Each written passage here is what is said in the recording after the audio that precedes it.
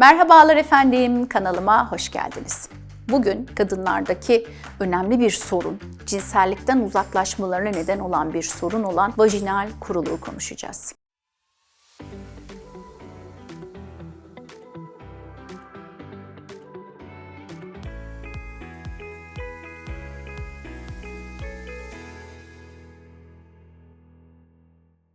Kadın sağlığında sık karşımıza gelen ancak çoğu zaman kadınların utandığı ya da dile getirmediği konulardan biri bu vajinal kuruluk. Özellikle o menopoz döneminde ya da doğum sonrası dönemde, emzirme döneminde ya da bazı medikal tedaviler sonrası kadında vajinal kuruluk ortaya çıkabiliyor ve kadının özel yaşam kalitesini, cinsel hayatını olumsuz ne yazık ki etkileyen bir konu. Vajinal kuruluğun temel sebebi vajina dokusunun incelmesi. Şimdi vajina dokusunun incelmesi zamanla vajinanın elastikiyetinin de azalmasına, neminin azalmasıyla beraber de cinsel ilişki sırasında ağrıya, yanmaya, kadında sık idrar yolu enfeksiyonuna ve aynı zamanda genel bir böyle vajinal rahatsızlık hissine yol açar. Neyse, günümüzde artık tıp ilerledi. Bu alanda hem güçlü ilaçlarımız var hem güçlü teknolojiler var. Buna bağlı da vajinal kuruluk problemini kolaylıkla pek çok rahatsızlıkta olduğu gibi atlatabiliyoruz. Rejeneratif, yenileyici tedavi seçenekleriyle özellikle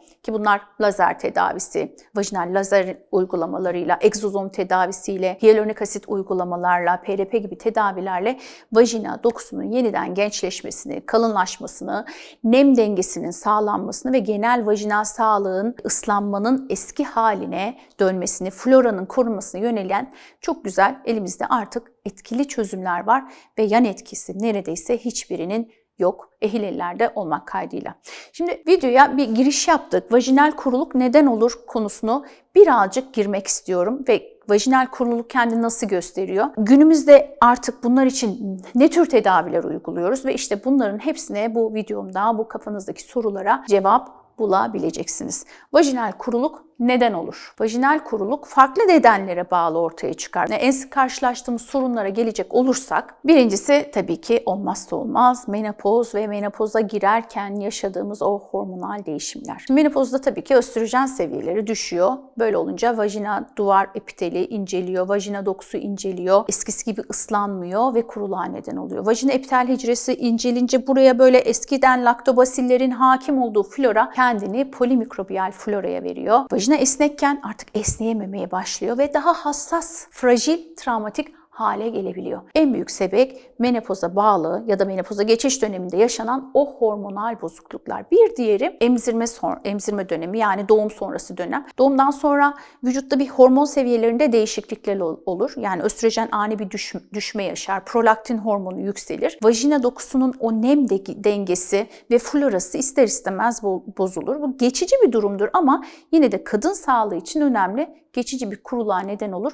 Ondan dolayı da böyle bir sorunuz varsa tedavi olabileceğinizi bilin. Bazen bunlar yoktur. Yani menopozda da değilsindir, emzirmiyorsundur da, doğum da yapmamışsındır ama yine vajinal kuruluk yaşarsın. Nedeni ne biliyor musun? Aşırı stres ve yaşam tarzına bağlı bazı değişiklikler. Stres altındaysan, sağlıksız besleniyorsan, aşırı sigara içiyorsan, aşırı kafein ve alkol tüketiyorsan ki bu gibi durumlarda vajinal kuruluk yaşamanıza sebep olabilir. Streste o kortizol dengesinde bozukluk olduğu için vücudun hormonal dengesi de bozulur. İşte vajinanın sağlıklı flora yapısını bozduğu için de kuruluğa neden olabilir. Başka karşımıza gelen bir diğer sebep ise bazı medikal tedaviler. Yani işte kemoterapi alan hastalarda, radyoterapi alanlarda, bazı antidepresanlarda, SSRI gibi doğum kontrol hapları ya da antiöstrojen içeren bazı druglar, ilaçlarda vajinal kuruluğa neden olabilir. Ve son olarak vajina bakım ürünleri ve temizlik alışkanlıkları vajinal kuruluğa neden olabilir. Şimdi vajina yıkama jelleri aslında kimyasal içeriği yüksek olan ürünler ve çok tercih etmememiz gereken şeyler. Vajinal duş, sadece duş yapmak, kokulu petler, sert sabunlar, aşırı sıcak suyla yıkamak, aşırı soğuk suyla yıkamak, sık yıkamak, bunların hepsi aslında Yani kadınlar ne istiyorlar bilmiyorum vajinalarından ama onu habire yıkayarak temiz tutabileceğini zannediyorlar. Ama aslında kuruluğa neden olurlar. Vajinanın doğal florasını bozarlar ve vajinanın florası bozulunca da sağlıklı vajina doku devamlılığı ne yazık ki probleme uğrar. Ben her zaman şu örneği veririm. Ağzımız nemli bir organ. Ağız içimiz, gözlerimiz, kulaklarımız, burnumuz bunların neme ihtiyaç duyan mukoza dediğimiz epitel hücresinin bulunduğu taraflar. Biz ağzımızın içini sabunla yıkıyor muyuz? Ya da ağzımızın içini kurulamaya her gün çalışıyor muyuz? Hepsinin bir ölçüsü var, dengesi var değil mi? Ya da gözümüzü sabunla yıkıyor muyuz? Anlamıyorum. Kadınlar kendilerini temiz tutmak için ne yazık ki aşırı yıkama, vajina yıkama, işte intim ürünler, kokulu petler, kokulu günlük petler gibi tuhaf uygulamaların içine giriyorlar. Tabii bunda şunun da etkisi var. Ciddi bir pazar payı var ortada.